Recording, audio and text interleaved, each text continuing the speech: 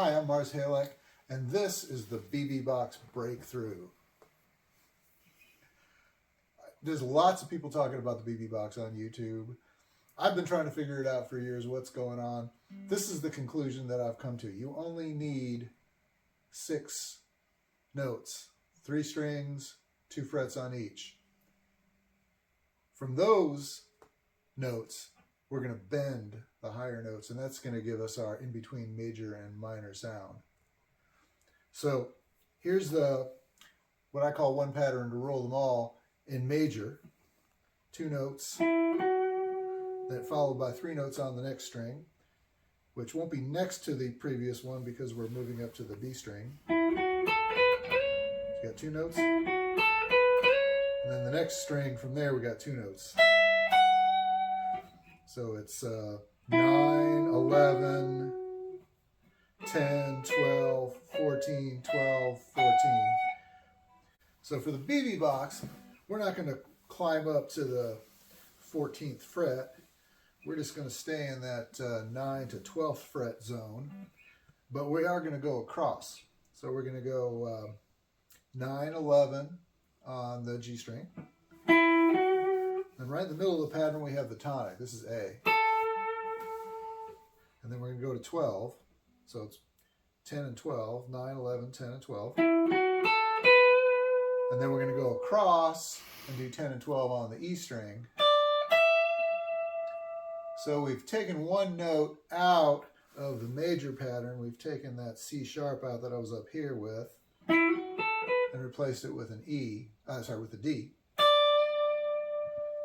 And then we still have the note E.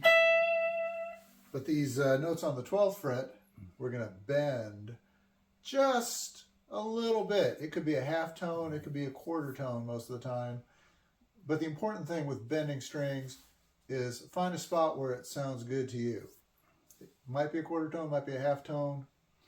Quarter tone being like in between the next fret. Like here's a little lower than that. That's almost a C. But I'm going to find a spot where it sounds good to me and stop. And it might make me do this a little bit. Oh, I don't know if my face is in the frame, but I was making a guitar face. It was a pretty bad guitar face. So we're just going to worry about these 6 frets. We're going to bend these guys a little bit at a time so it sounds good in the licks we're trying to do. And once you bend to the top of it, you could either go straight down to the finger below, or you could bend back down to the fret you're already on, just no longer bending. You have a choice there. Just depends what your lick is. And this lowest string is mostly going to be used for climbing up into the licks. And you don't necessarily need both of these notes, but and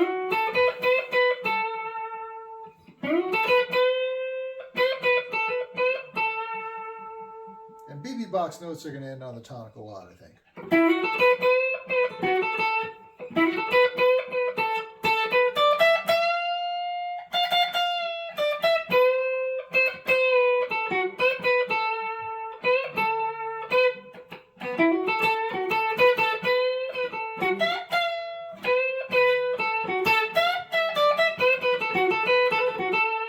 And that's kind of one of my favorites. I think, let's see, that's a bend up and down.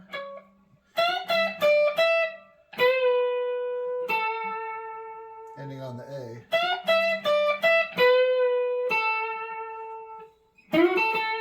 You can play below the A to come back to it.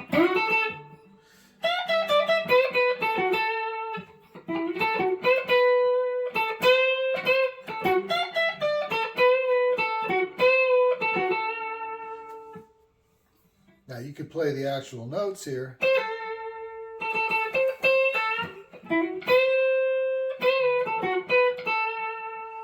But what I'm calling the BB Box is these 6 notes. Other people will try to say you got to combine your whole major and minor patterns and there you go. Okay, eventually, don't worry about it right now. We just want to get that sound right now. And most of the time, BB wasn't playing across the entire neck. He could do it. I've seen him do it. But really, you just need those kind of 6 notes there to get that basic position. And a lot of times around the turnaround, when you get to the 5 chord, which in A is going to be your E chord, you might do a bigger bend on the E string, bending up from, that's the 5 note too. We're going to bend all the way up to maybe here, maybe here. Well, that's sounding good, but you've heard people do this. Like Allman Brothers too. I think it's almost more of an Allman Brothers than a BB Lick. I'm sure he's done it. I think he's done it too. And you're going to play your A. By the way, I stole this from Marty Schwartz. So he says play it twice. I say play the A at least twice. And then we're going to bend up on that E. And then you can lead into another one lick like we've been doing. So.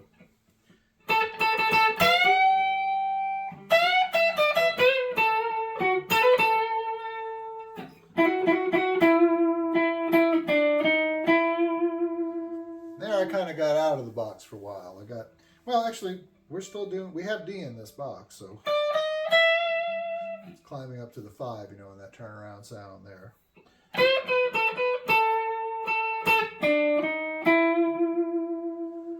So that's kind of getting out of the box, playing the notes in other places, but you can do that.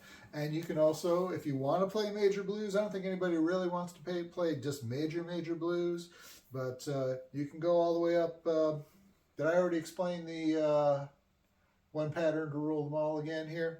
But you can go, 2 notes and then 3 notes on the next string, 2 notes on the next string pattern.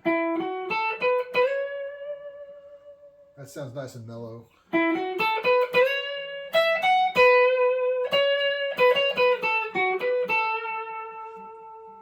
So you can do the major, and then you can go back to the in between with the BB box, because we're taking these notes out of the major.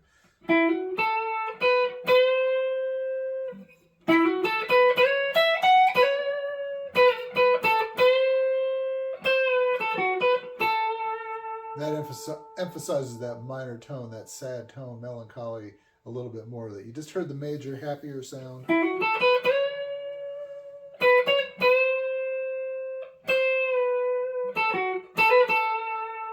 Kind of old-fashioned, but still gets me every time. Doesn't it get you? And you can also switch over to the sheer minor blues. Now, I heard somebody thought they were still on the BB box, explaining something that BB had played, but nope, he had shifted over to the minor. So like in A minor, you could go...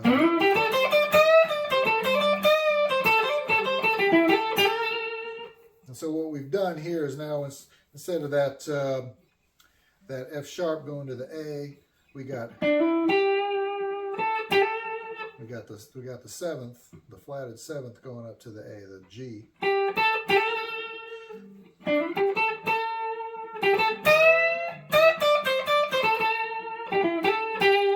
But you can still go back to the BB.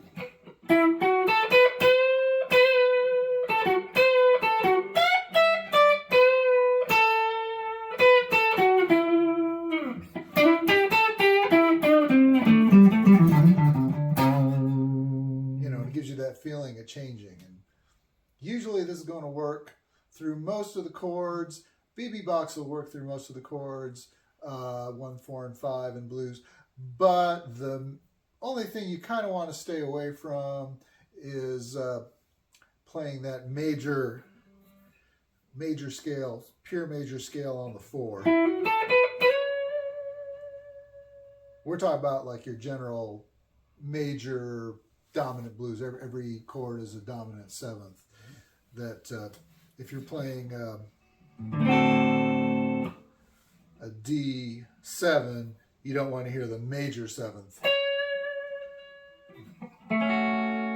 which is that nicer, mellower kind of thing. You can't have both 7ths at one time most of the time, So you probably want to stay away from the major during the 4, but you can shift between them all you want to. But I think BB spent most of his time in the BB box, sometimes going over to the minor blues, and that's what gives you the, sound that I think most of us are used to hearing. I want to show you the BB box in other positions just because it can be even easier. Usually you'll want to play it on those top 3 strings like we did. But all you got to do is find your tonic, and if you're not crossing over the B string, it just goes straight across. So here's an A again. We're still in A. And once again, we got... And then when you go down, you don't have to go down because we're not going to the going over the B string, which is closer together with the other strings than the other strings are. What did I just say? I have no idea. But anyway, you just got to go straight across instead of making that little shift. Now,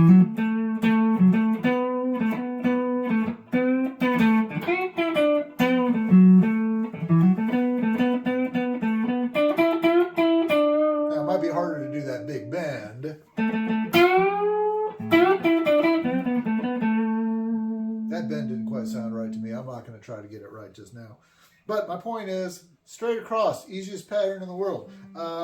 We can play the exact same thing on the 12th fret if we want to, because here's A again, so we'll be starting on the E string.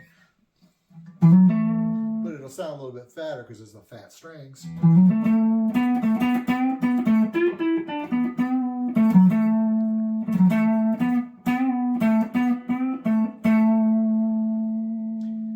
And let's find one other position, but let's cross over in a different spot here. I'm going to confuse myself. I'm going to challenge myself by confusing myself. Ooh, I just did it really good too. I confused myself really good just now. So we started with the first one we did, the A was over here. So now if it's over here, okay. There it is. And it's the lower of 2 notes on the string.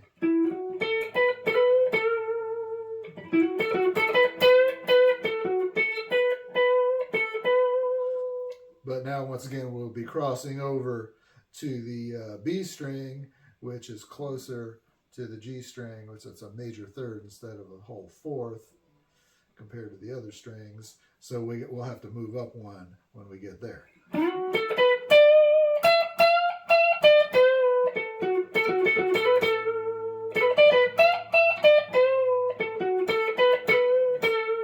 So if you don't have to cross over the B string, then you just go straight across. And if you're going to cross over the B string using the D, G, and B strings, then your shift is going to just be a little bit different. So that's just a little extra wrinkle in case you want to play it on other places on the neck, or if you happen to be a bass player and you don't have the high strings. All right, thanks again, everybody.